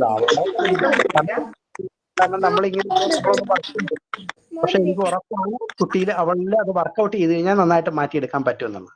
നമ്മൾ സംസാരിക്കാനൊന്നും പോയില്ല, ഞാനിങ്ങനെ ക്യാഷ്വലായിട്ട് പറഞ്ഞു. ഈ ഇന്നർ ചൈൽഡ് ഹീലിംഗ് കൊണ്ട് ഇത്തരം പ്രശ്നങ്ങൾ പരിഹരിക്കാൻ പറ്റുമോ? നമുക്ക് അത്യാവശ്യമുള്ളത് പരിഹരിക്കാനായിട്ട് സാധിക്കും എന്നുള്ളതാണ്. ഇഷ്ടംപോലെ ക്യൂർ കിട്ടിയിട്ടുണ്ട്. ഞാൻ കുറേ സെഷൻ നടത്തിയിട്ടുണ്ട്. അപ്പൊ അതിനകത്ത് നമുക്ക് അത്യാവശ്യം ക്യൂർ ഭയങ്കരമാണ്, നല്ല ക്യൂർ. നമ്മളിപ്പോ ഈ കാരണം അതിന്റെ ടെസ്റ്റുകളുണ്ട്, കുറേ ടെസ്റ്റുകളുണ്ട്. എല്ലാം നമുക്ക് ഇന്റഗ്രേറ്റ് ചെയ്യാൻ സമയം കിട്ടത്തില്ല. കുറച്ച് ടെസ്റ്റുകൾ നമ്മൾ ഇന്റഗ്രേറ്റ് ചെയ്യും.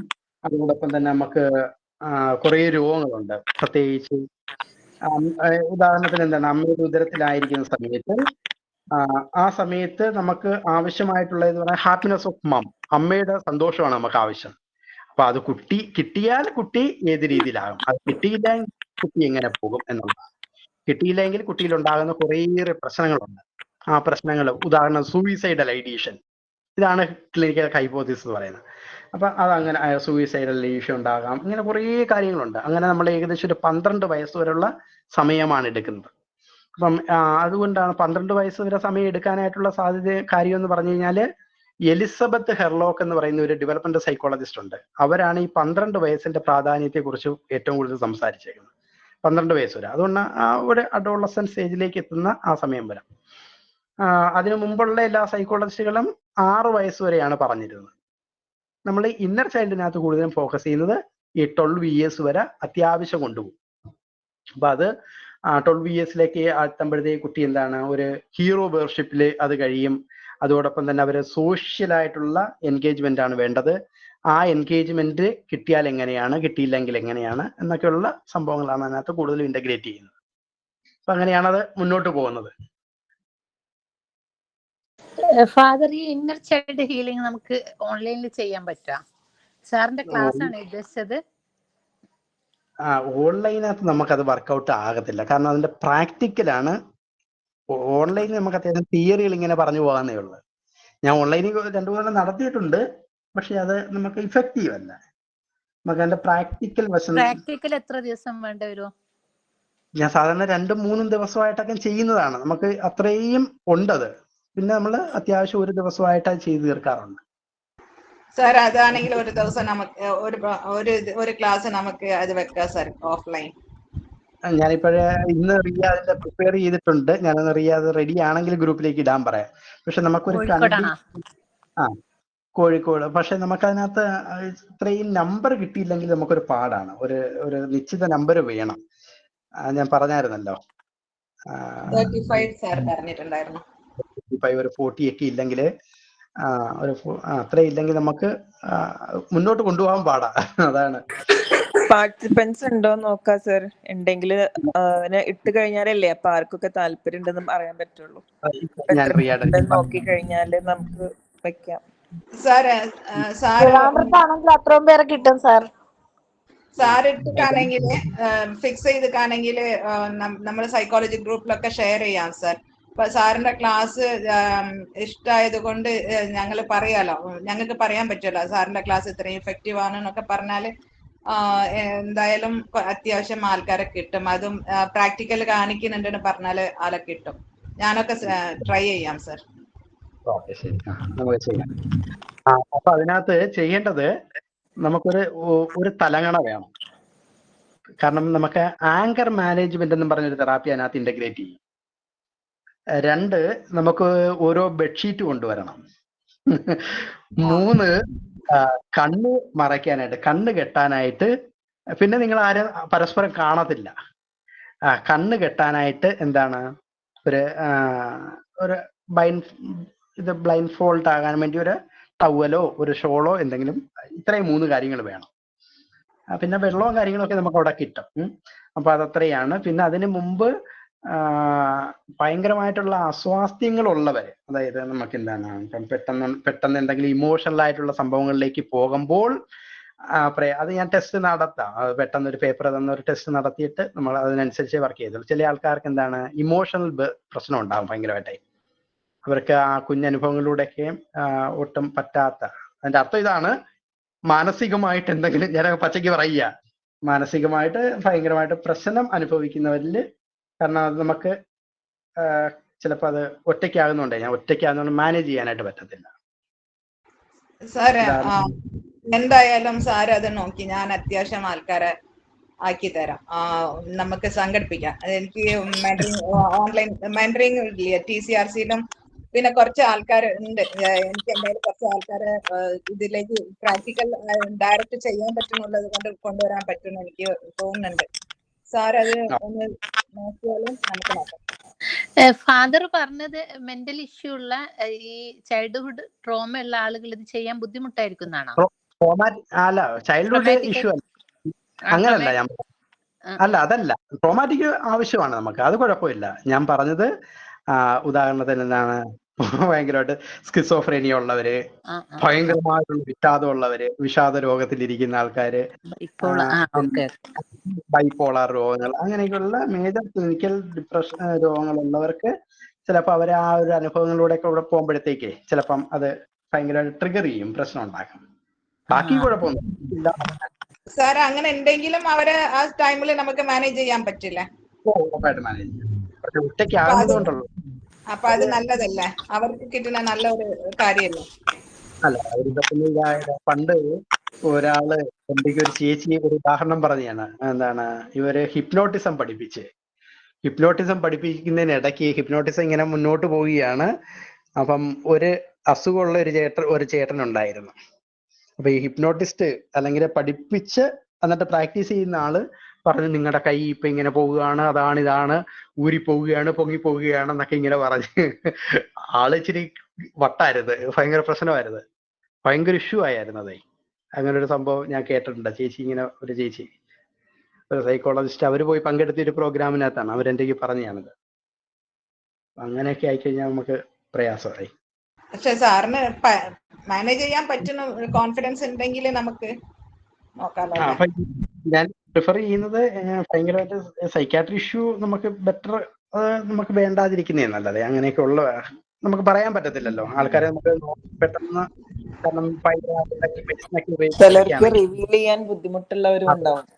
അവരുടെ സിറ്റുവേഷൻസ് റിവീൽ ചെയ്യാൻ എല്ലാവർക്കും എവിടെ ഇഷ്ടമായിന്ന് വരില്ലല്ലോ. അതെ അല്ല, ചിലപ്പോ അങ്ങനത്തെ പ്രശ്നമുള്ളവർ അവർക്ക് തന്നെ അങ്ങനെ പ്രശ്നമുണ്ട് മനസ്സിലാവാത്തവരും ഉണ്ടാവൂല്ലേ അല്ലേ? ഉണ്ടാവും. പ്രത്യേകിച്ച് ഈ ഡിപ്രഷനൊക്കെ പെട്ടെന്ന് നമുക്ക് സാധാരണ ഇതാണെങ്കിൽ നമുക്ക് മനസ്സിലാവും. മെഡിസിനൊക്കെ എടുക്കുന്നവരെയൊക്കെ പെട്ടെന്ന് ചിലപ്പോ ഒന്ന് അത്ര നമുക്ക് പിടികിട്ടത്തില്ല.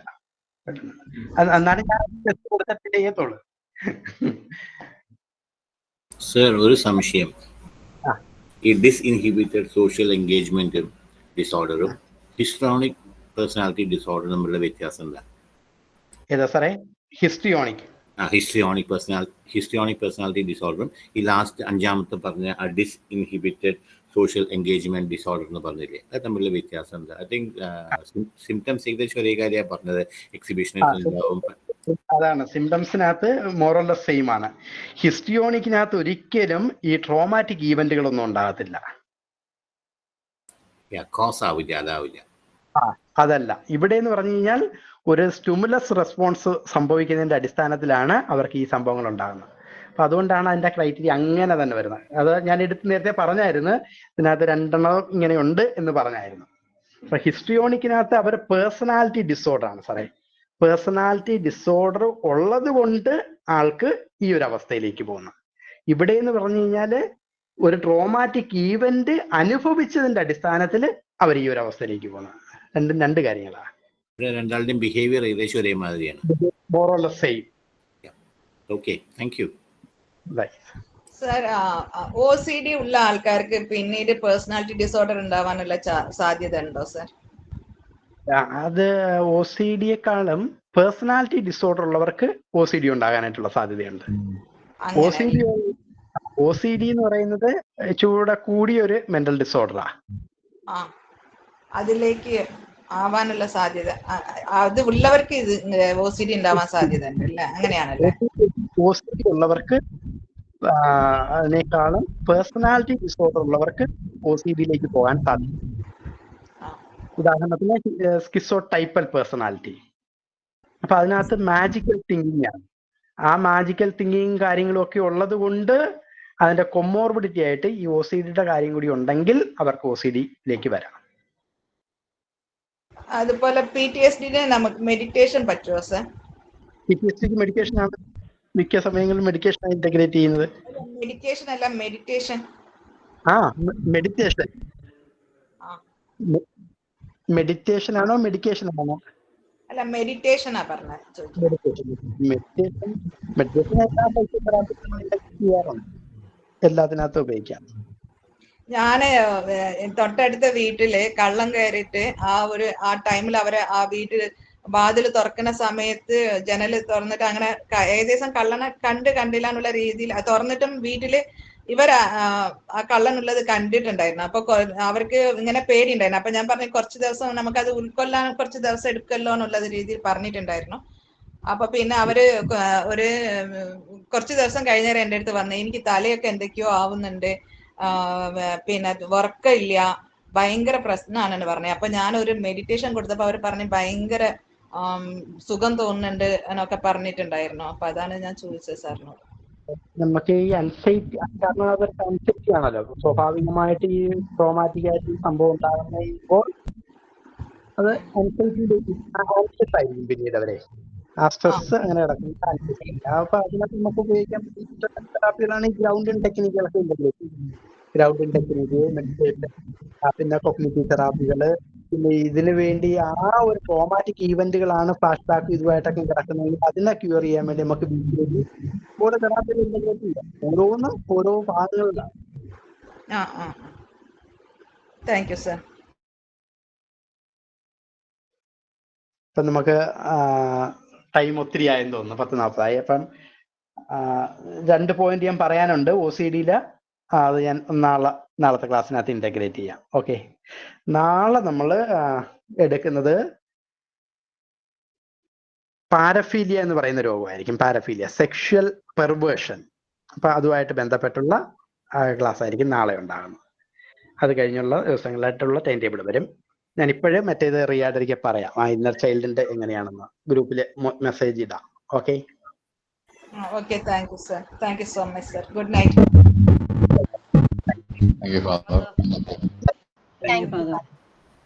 നോട്ട് ഞാൻ ഇപ്പൊ